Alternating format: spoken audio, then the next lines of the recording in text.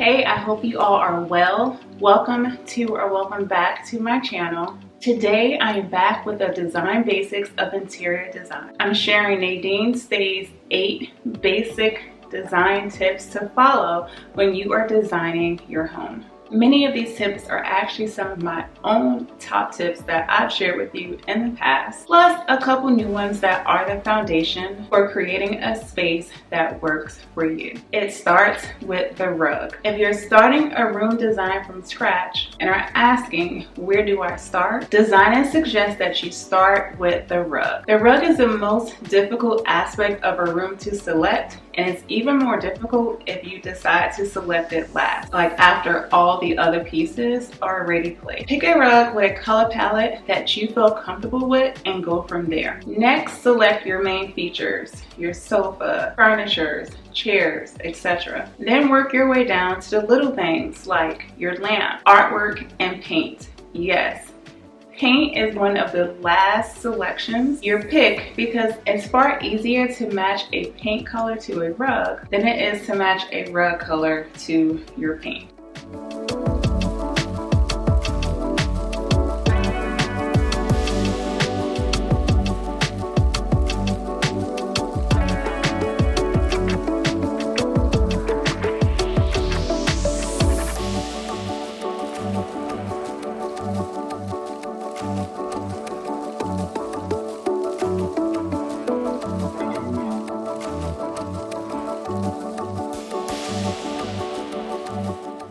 But before you purchase anything, you need to know these next design tips. The rug size and placement is everything. The rug is such an important aspect of the room design. Placement and sizing really is everything. In the living room or family room, the front legs are perfectly all of the legs of your furniture should sit on the rug. A small rug that floats in the middle of a room is a no-no.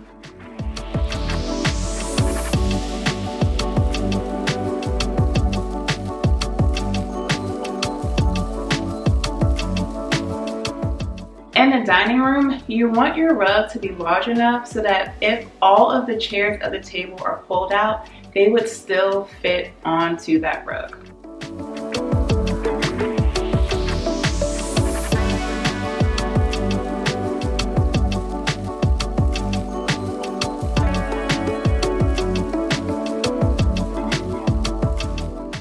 And in the bedroom, your rug should extend 2 to 3 feet from the sides and foot of the bed.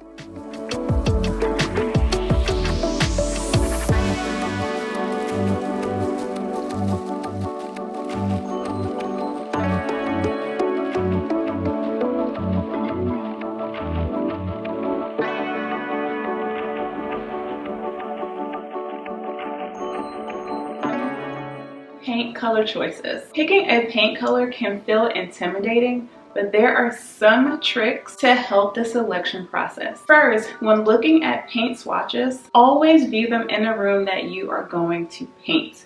So go to the hardware store, the paint store, pick out the swatches that you want, and make sure that you're looking at them in that room that you intend that color to be in. And look at those swatches upright versus to looking down at them. The lighting can drastically change how the color will look when it's not parallel with the wall.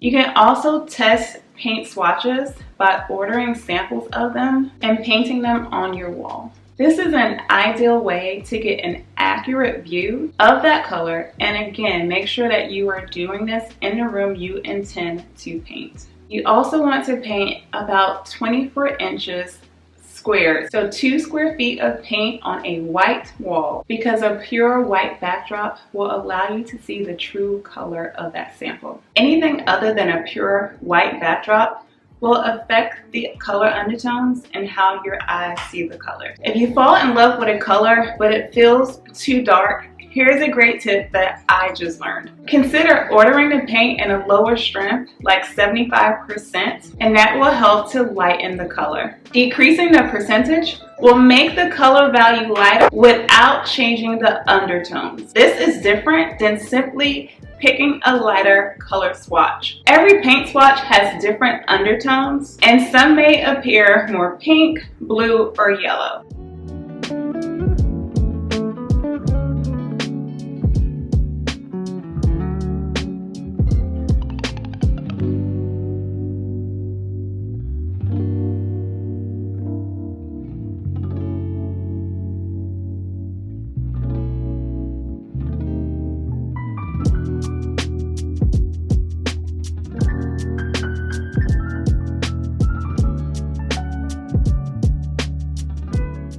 Another design basic to implement in your home is to create a focal point. In every room, I like to create a focal point that the eye is naturally drawn to. In fact, before I make any major decisions about the layout of the room or furniture placement, I pick a wall that will become the focal point of that room. This doesn't mean to just paint one wall in your room a different color. The focal point can be the fireplace, an oversized piece of artwork, a featured wall with wood detail like oak plywood planks or wainscoting. It could also be a wall of windows with floor to ceiling curtains or anything that demands attention. In my bedroom, the wall that my bed sits on is the focal wall. As is in most bedrooms, the oversized headboard demands attention when you walk into my room. So once you pick a focal point or focal wall, your furniture layout is based off of that. Furniture should aid in moving the eyes to the focal point. You don't want to position your furniture where it's facing away from your focal point, and you don't want to block your view of your featured wall.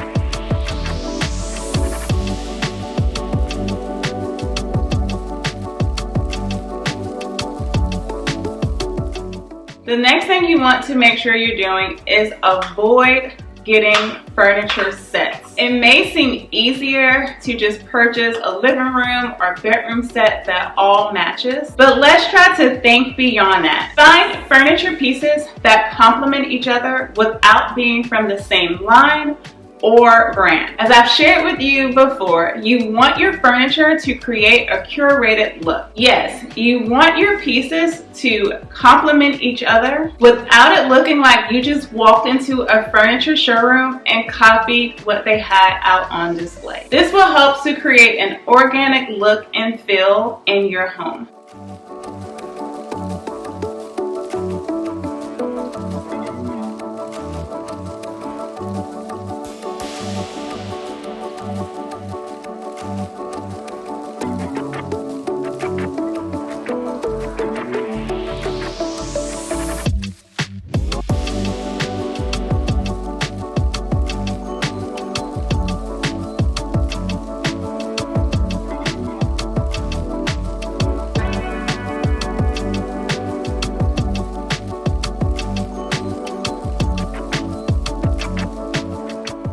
Now let's talk about curtains. Curtains are one of my favorite finishing touches to a room. It's an easy way to add warmth and grandeur to a room. I personally love back tab curtains myself, but there are so many options of curtain styles to choose from. There are a few rules to note. The curtain rod should be positioned at least 4 to 6 inches above the window frame, or preferably all the way to the ceiling. This elongates your walls, giving the illusion of taller ceilings. Your curtains should reach the floor. Avoid a short curtain situation. Extend the curtain rod beyond the window frame. That way, when you open up your curtains, you're not covering up any of the window. This makes the room feel brighter, lighter, and the illusion of a wider window. You always hang drapes on both sides of the window, even when it's a single window. And don't be afraid to double up on curtain panels for an even fuller look.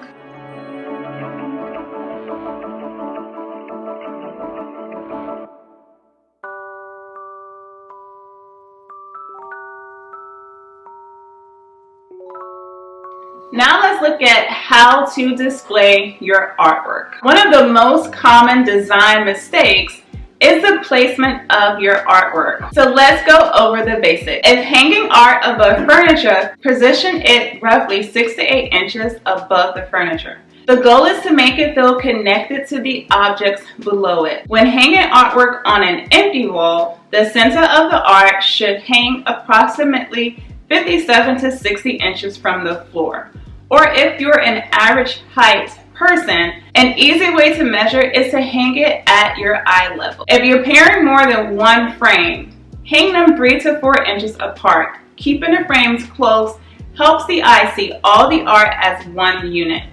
Think about scale when hanging artwork above furniture. It should fill 2/3 the width of the furniture below it.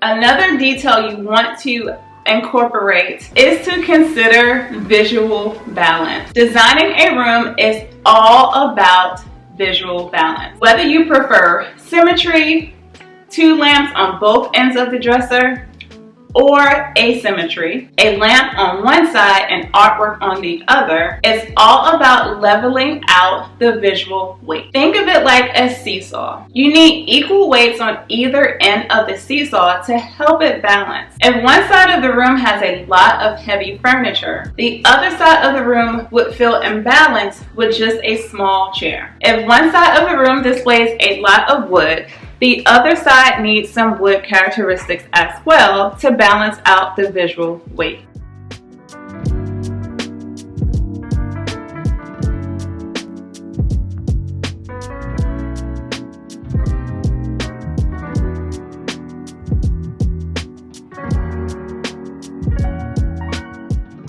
If you made it this far, thanks for sticking around. Please make sure you leave a comment letting me know which one of these design basics you love and which one you have already incorporated into your home. Please give this video a thumbs up if you've enjoyed finding out these design basics with me, and subscribe if you're not already for more interior design tips. I would love to have you join me here at home. And I will see you all real soon in a new video. Bye. Appalachian sunrise meets my